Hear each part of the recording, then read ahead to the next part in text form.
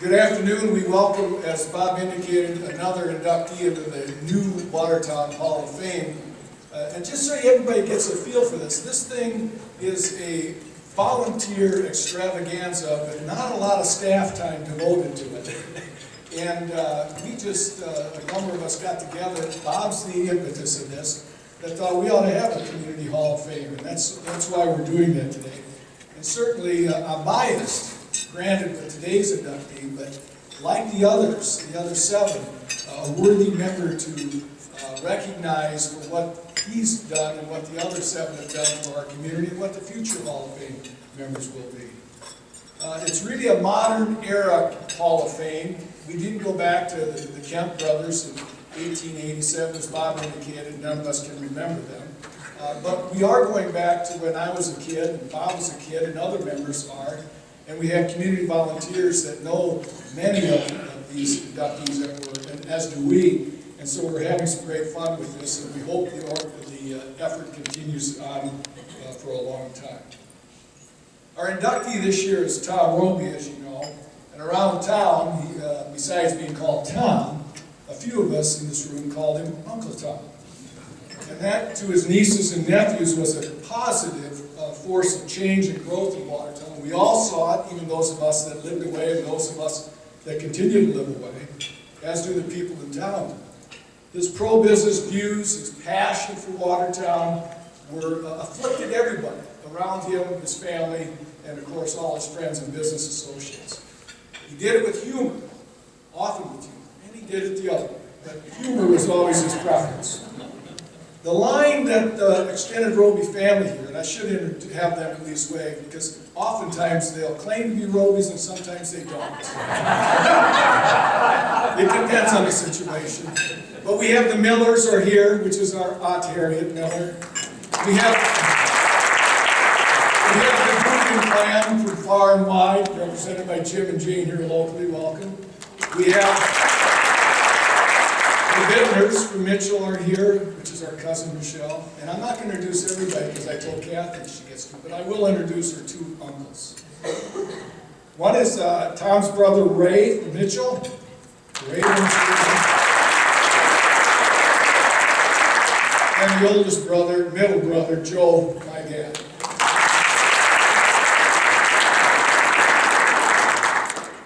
I have to tell the story, though, of what Uncle Tom told the nieces and nephews, primarily the nephews, about when you run into somebody that asks a question of Roby. And it's a family joke, it'll be a family joke, I keep using it, so continue in my family, I suspect, and others. But Tom had a long period of time in public life. We'll talk about that in a few minutes. And so he met a lot of people around the state, and there were a lot of Robys around the state. And we got around a little bit. But he was often asked the question that we had been asked since I moved back in 2002. And he always taught the nieces and nephews this question. When someone asked you, are you related to so-and-so Roby?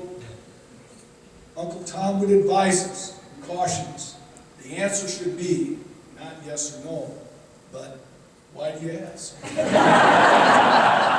that's what Tom would do. He would smile and chuckle, as did the nieces and nephews. He said, I've used that since moving back, and it's a good line, let me tell you. Oh, we loved our Uncle Tom. Outside of the family, lots of folks knew our inductee. As I mentioned, pro-growth, pro-business always, especially for the Watertown community.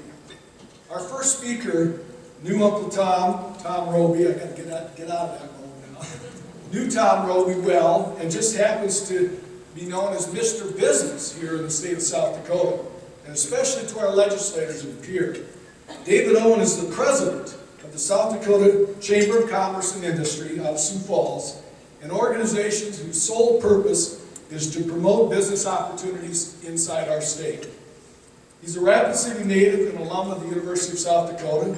David spent time in the northern South Dakota outpost of, we call it Aberdeen. And then he went to Pittsburgh, Kansas, as well as Missoula, Montana, returning back, like many of us, to our home state in November of 1998 when he assumed the presidency of the South Dakota Chamber of Commerce and Industry. Please help me welcome a friend of Watertown and our inductee, David Owen. David?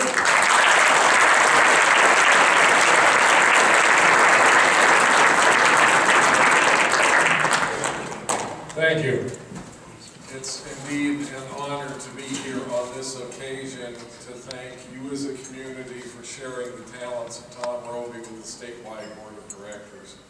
He was on the board when I came back to South Dakota, and it took me a little while to understand he wasn't mad all the time.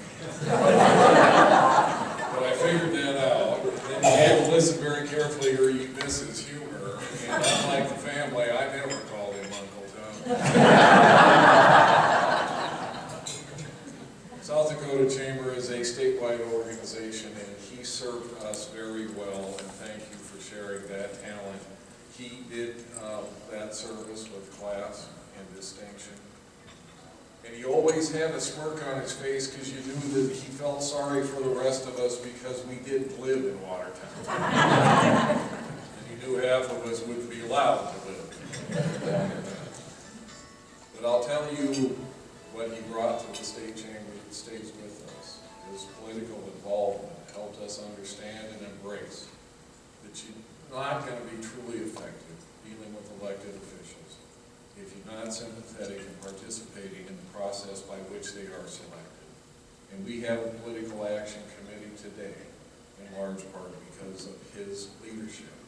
And I'm proud to tell you that it's a political action committee that is modest, that understands that this isn't the be-all, end-all, that reaches across the aisle and understands that what we're really doing is participating in a public process by which we make the decisions of the state. And that was his temperament and his talent and his great blessing to us. I leave you with a story that relates to the newspaper here, and I told Mark Roby 2 days ago I wouldn't tell the story. And it's a 3-hour drive. So all I can say, Mr. Publisher, is I misquoted myself. The publisher made a decision driven by business facts that he was no longer going to be a member of the South Dakota Chamber, so I was in town and Tom and I were doing some membership work and he said, let's go see him. So we sat in his office for an absolutely delightful 20 minutes, at the end of which Mark explained that his decision was made for a reason and that hadn't been changed by our visit, and he would not be renewing his membership, which I respected at the time. We get in the car. Tom looked at me and said, the problem we had in there is that you just don't have much sway with those damn nephews. He was proud of his community, and thank you again for sharing.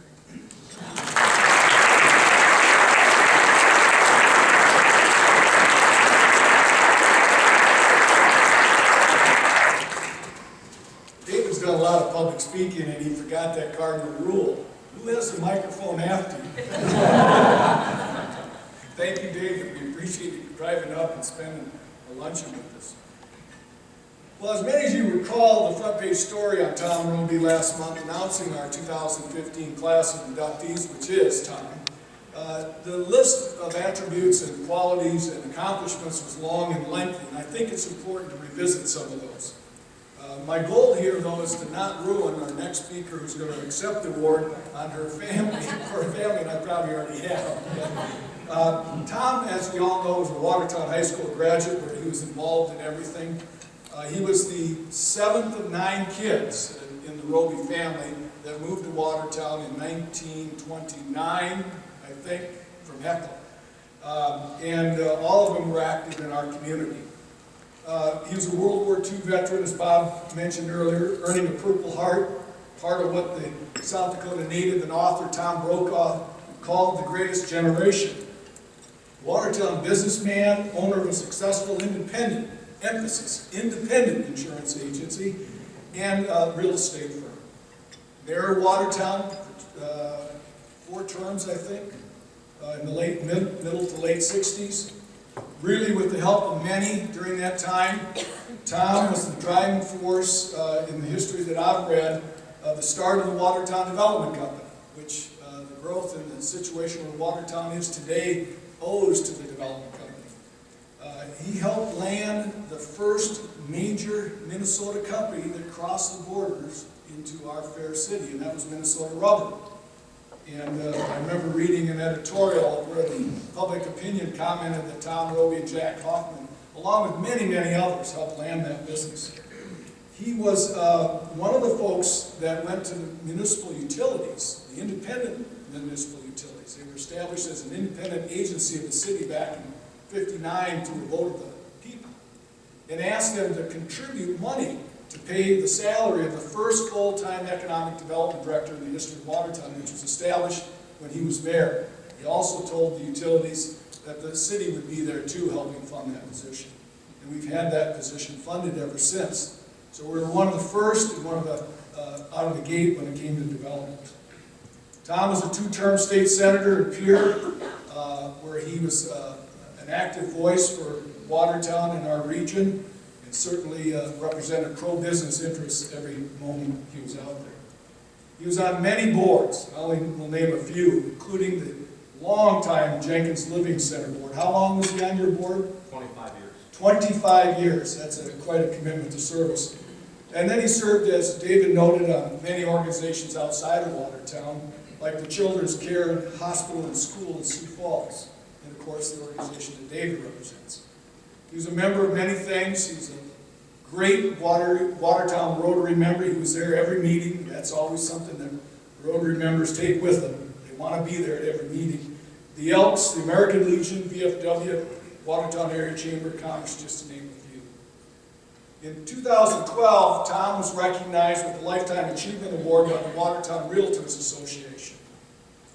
And last but certainly not least, Tom was a family member. A great uncle to all of us, as you know, and near and dear to everyone, because he also shared a publishing business. He was the editor of the Roby Bulletin. He was what he called the news editor, and that was spelled, I think, N-O-O-O-Z-Z-Z-Z editor. He also, unbeknownst to me, published a different bulletin about Watertown that he sent out to hundreds of people that were connected but not family members. And I did catch a couple of those, but don't have nearly all of them.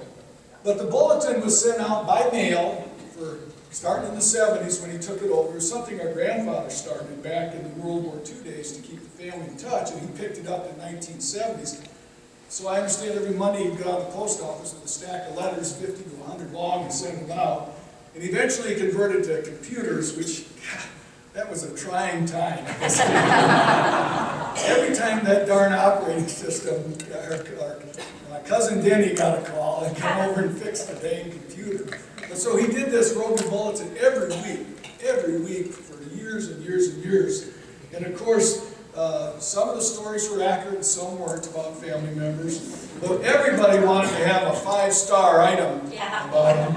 And everybody wanted to know who was behind the event of momentous import, which typically was a wedding, an engagement, or a new baby being born into the family. So I shared that with Uncle Tom. I could go on, as you know, but I won't, because I've already stolen probably half of what Kathy's been talking about. But we do want to bring up Kathy Roby Hagan, my first cousin and the oldest of Tom and Ern's kids, to talk about Tom and Ern and the family and accept the award. Kathy?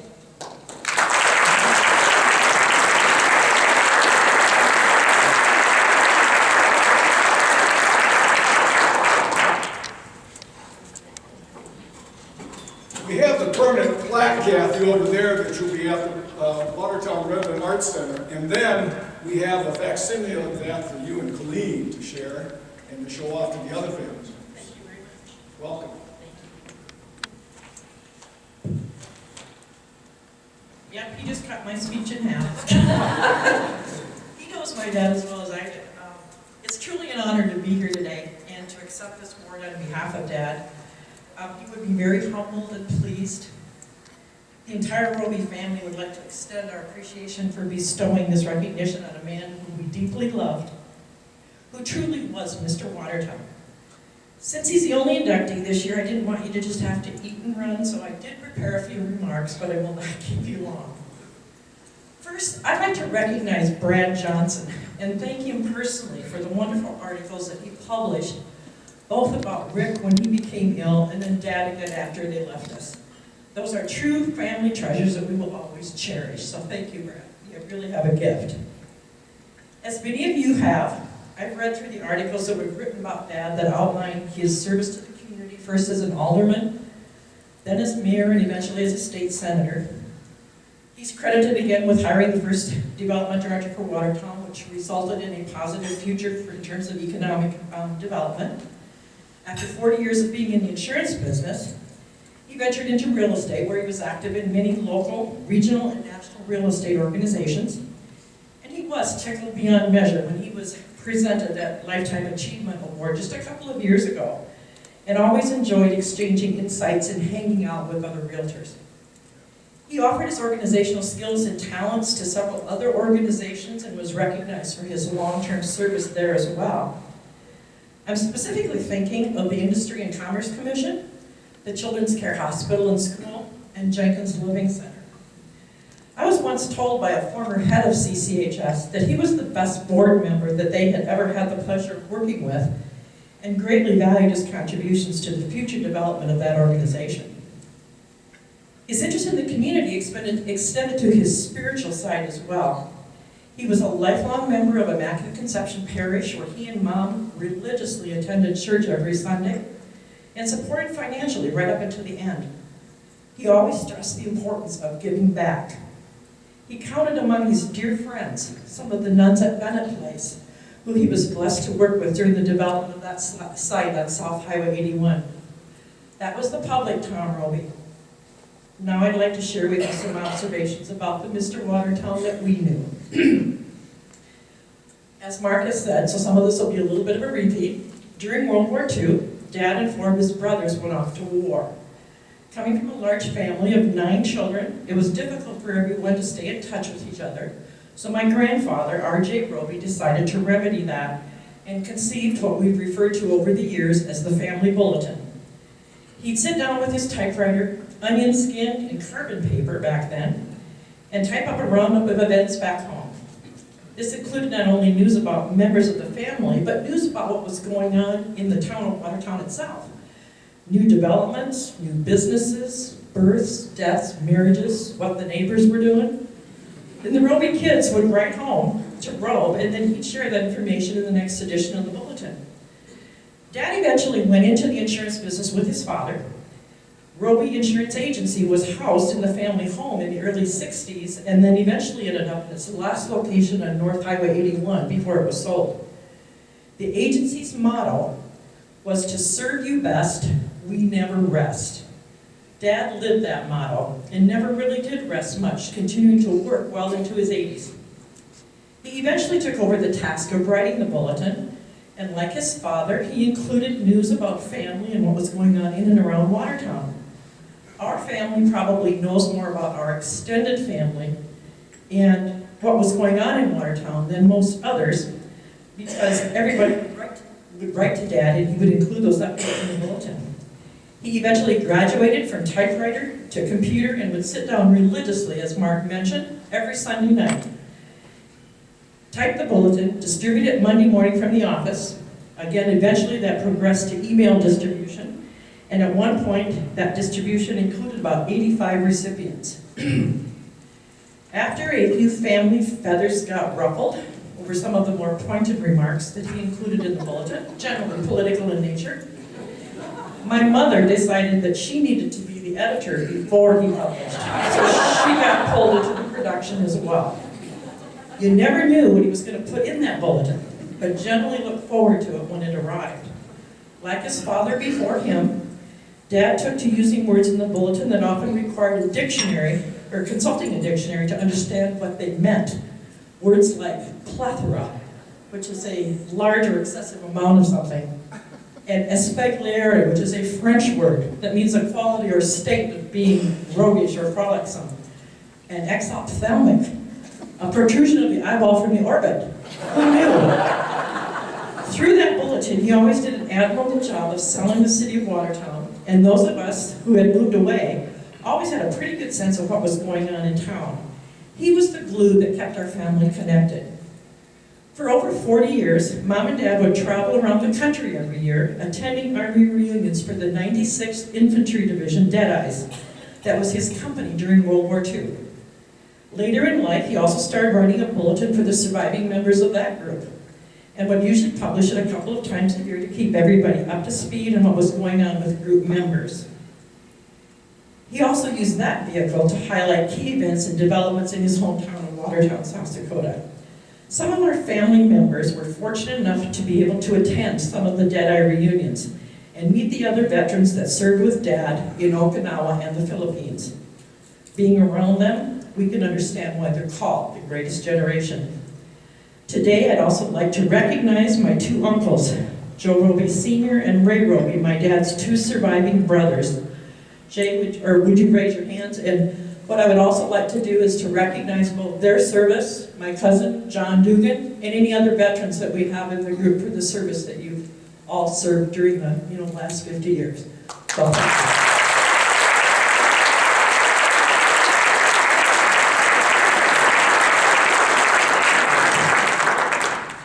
and again, repeating what Mark said, because of his brothers, there's a strong facial resemblance among some of the Roby brothers.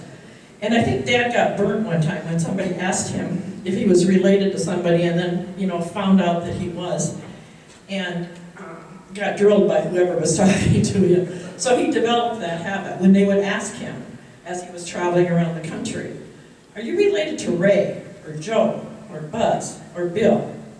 And again, his response became standard and stayed with him throughout life. "Why do you want to know?" Whenever any of us kids would come to town, invariably Dad would ask, "Want to take a ride?" My mother would usually lay down for a nap, and he would be ready to, head out. I've been on many trips with him over the years, riding around town where he would provide a commentary on new real estate developments, new construction, building ownership changes, the number of trailers on Randy Shugart's lot on West 212, or the number of truck cabs at the business out on right on 4th Avenue. Living in Sioux Falls, I sometimes had the feeling that I knew more about what was going on in Watertown than some of the people that actually lived here. He was very proud of this community and took every opportunity to point out the advantages of living in his hometown to anyone that would listen. When the announcement came out about him being inducted into the Hall of Fame, one of his Texas nieces remarked that every time that they traveled north, they would always stop in and see Uncle Tom. She said that he did such a convincing job of sharing the attributes of his community that he made her almost want to move here. Almost. They opted to stay in Texas. Dad was all about building and maintaining relationships.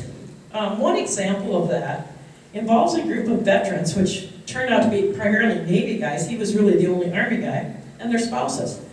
After the World War II veterans returned to their communities, they would often gather with their spouses at the VFW or the American Legion to socialize, probably share a few war stories, and I'm sure to tip back a few.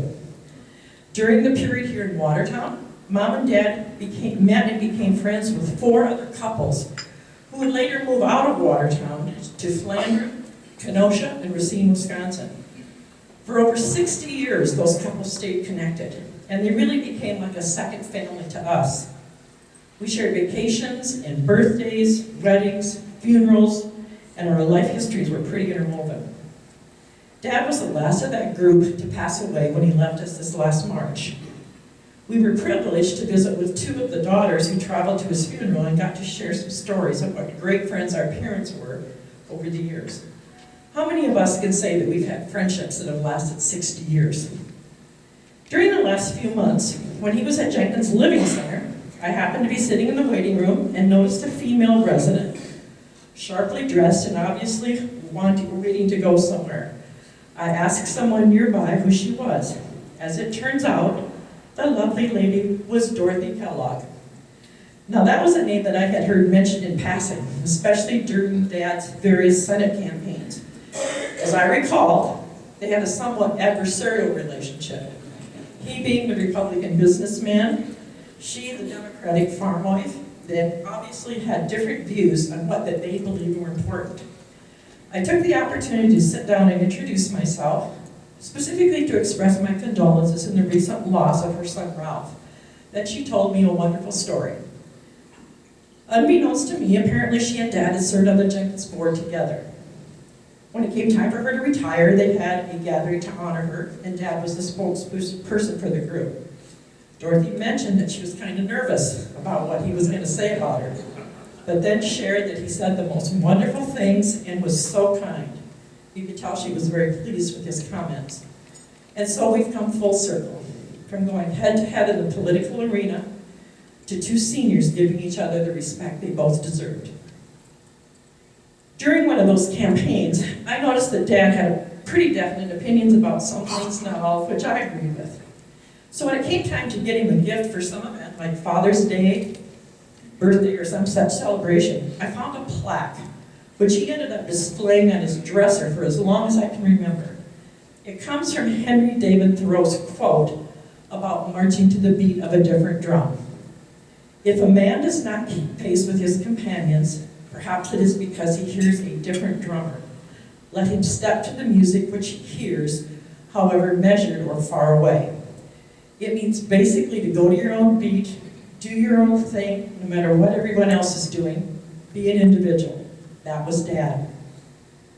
I'd like to recognize all the former inductees into the Hall of Fame as we gather today. Dad is going to be in pretty familiar company as he joins this distinguished group. During the last few years of his life, Dad had the privilege of sharing a very meaningful friendship with Irv Hinderacher during the time they lived together at Stony Brook, and they continued to stay in touch after he moved to Country View. There, he and Terry Redland became suite mates, and when we visited, it was always an honor to interact with Terry as well, since we were all longtime fans of his phenomenal artistic talent. Thank you all again for the tremendous honor that you've given our dad today. Our only regret is that he's not here to accept it personally, but those family members able to attend this lovely luncheon will gladly accept it on his behalf. Again, it's almost like a family reunion. We've got the Dugans, the Millers, the Robys, and we appreciate everybody being here. To serve you best, we never rest. The motto of the original Roby Insurance Agency, and the attitude that they embrace towards serving their customers. Dad lived that motto in everything that he did throughout his life.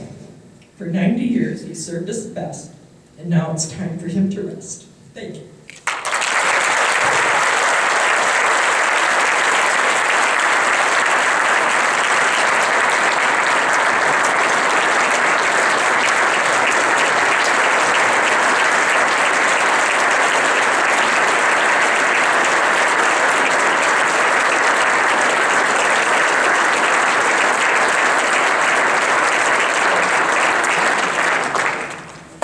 Thank you very much. As you heard Tom had a lot of, I love the comment. I got to know Tom many, many years ago when I was first in business here, and it took me a while to understand he wasn't always mad either. Tom, no one else told this story, and I forgot to tell it when I started, so I've got to take my shot here. I get the mic last, Mark. And I remember the first time I ran for the legislature, I ran across Tom, and he said, "So how's your campaign going, Bob?" And I said, "I think it's going pretty well, seems to be." He said, "Well, tell you what, don't quit working." Because a few years ago, you remember I lost one of those elections, and he said, "For the life of me, I can't imagine how that happened, because I've yet to meet anyone that didn't vote for me."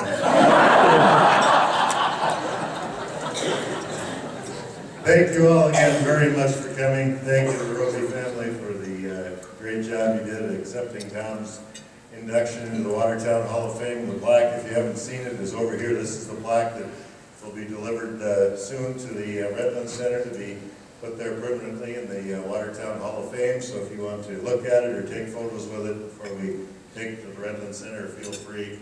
Thanks again for coming, and put it on your calendar today. We hope every one of you will be back here on November 11th, 2016. And none of us know who's going in next year, but the news will come out soon. And we hope you can join us a year from now to see who's next in the Watertown Community Hall of Fame. Thank you all very much for coming and have a great day.